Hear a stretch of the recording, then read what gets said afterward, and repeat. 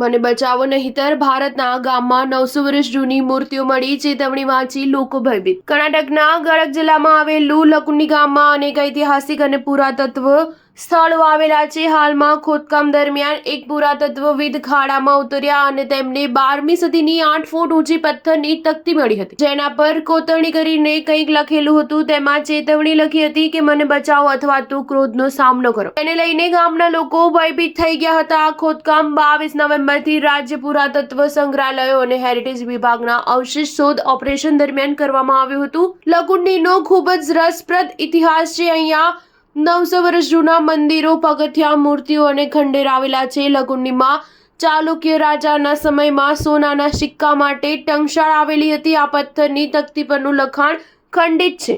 સંદર્ભ સ્પષ્ટ રીતે જાણી શકાયો નથી। એટલું સમજી શકાયું છે કે તકતી સાચવવાથી આશીર્વાદ મળે છે અને તેને ન બચાવવાથી વિનાશ થઈ શકે છે।